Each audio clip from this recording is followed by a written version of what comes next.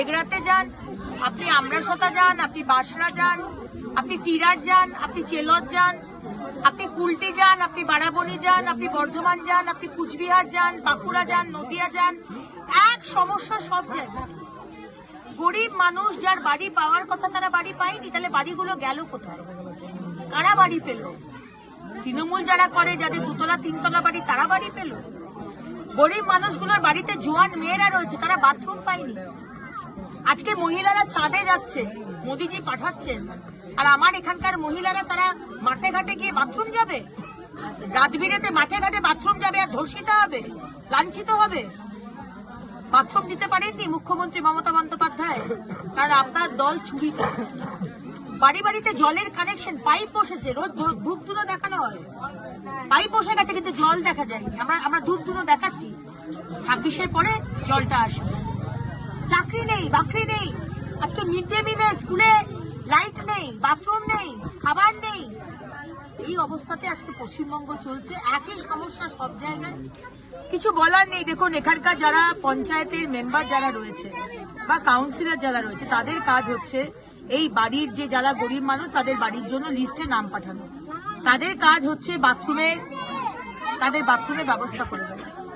কিন্তু আমাদের এখতিয়ার নেই আজকে রাস্তা বানিয়ে দেওয়া, ড্রেন বানিয়ে দেওয়া। আমি তো নিজের চেষ্টাতে কয়েকটা ড্রেন পরিষ্কার করে দিলাম। আমরা পাই 60-70 লাখ টাকা এমএলএ টাকা, সেখান থেকে এইটুকুনি রাস্তা হবে।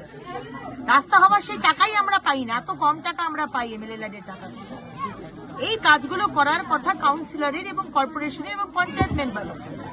তারা কোনো কাজ করেনি, সরকার কোনো কাজ করেনি, মুখ্যমন্ত্রী কোনো কাজ করেনি। তাহলে আজকে আপনি কাকে বলবেন? এই সরকার পরিবর্তন ছাড়া পশ্চিমবঙ্গকে বাঁচানো যাবে না। পশ্চিমবঙ্গে কারুর কোনো সুরক্ষা নেই, আর মহিলাদের তো সুরক্ষা নেই। আমরা মহিলারা আমরা হচ্ছে ভোগ্য বস্তু, আমরা খাদ্য বস্তু। আজকে মুখ্যমন্ত্রী আমাদের ধর্ষণ হলে, মহিলাদের ধর্ষণ হলে তার রেট বেঁধে দিয়েছে।